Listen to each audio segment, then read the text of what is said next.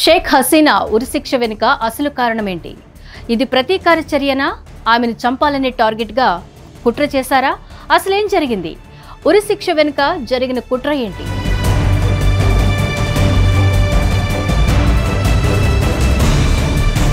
మాజీ ప్రధానమంత్రి షేక్ హసీనాకు బంగ్లాదేశ్ కోర్టు మరణశిక్ష విధించింది.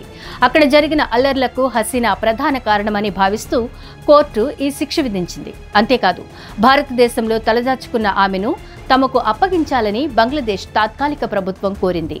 ఈ పరిణామాలు ఒక్కసారిగా చర్చకు దారితీశాయి. నిజానికి గత ఆగస్టు నుంచి హసీనా భారత్లో ఉంటున్నారు. ఇంగ్లాండ్ దేశానికి శరణార్థిగా వెళ్లడానికి ఆమె దరఖాస్తు చేసుకున్నారు. అయినప్పటికీ అక్కడి ప్రభుత్వం ఒప్పుకోవడం లేదు. దీంతో ఆమె భారతదేశంలోనే ఉండిపోవాల్సి వస్తోంది.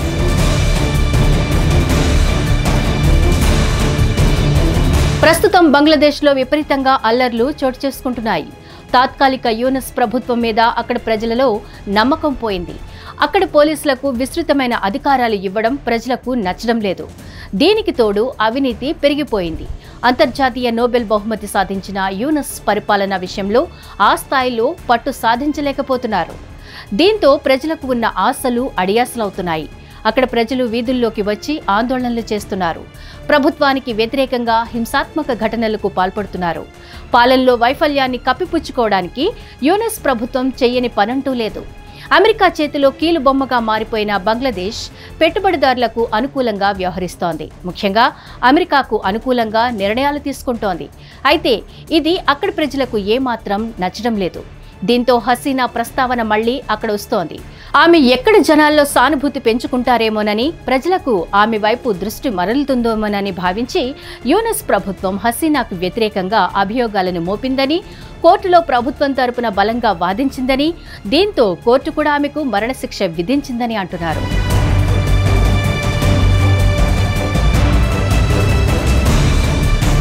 మరోవైపు హసీనా భారత్లో ఉండడం బంగ్లాదేశ్ ప్రభుత్వానికి ఏమాత్రం నచ్చడం లేదు. పైగా ఇప్పుడు బంగ్లాదేశ్ అమెరికాకు అనుకూలంగా మారిపోయింది. ఈ నేపథ్యంలో కొంతకాలంగా భారత్ అమెరికాకు దూరంగా జరగడం మొదలుపెట్టింది.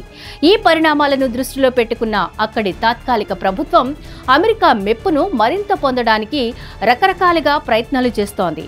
ఈ క్రమంలోనే హసీనాకు మరణశిక్ష విధించేలా అక్కడి ప్రభుత్వం పావులు కదిపినట్లు వార్తలొస్తున్నాయి. హసీనాకు మరణశిక్ష విధించిన తరువాత ఆమెను తమకు అప్పగించాలని బంగ్లాదేశ్ ప్రభుత్వం కోరింది. అయితే బంగ్లాదేశ్ విన్నపాన్ని భారత్ తిరస్కరించింది. బంగ్లాదేశ్లో ప్రజాస్వామ్యం, శాంతి, సామరస్యం ఏర్పాటుకు తాము కృషి చేస్తామని, హసీనాను అప్పగించే విషయంలో తాము తొందరపాటు నిర్ణయం తీసుకోబోమని భారత్ స్పష్టం చేసింది. మరోవైపు 1967లో హసీనాకు సరిగ్గా నవంబర్ 17న వివాహం జరిగింది. అదే రోజు బంగ్లాదేశ్ కోర్టు ఆమెకు మరణశిక్ష విధించడం గమనార్హం. అయితే ఇందులో కుట్ర కోణం ఉందని, కావాలని ఇలా చేశారని ఆరోపణలు కూడా వినిపిస్తున్నాయి.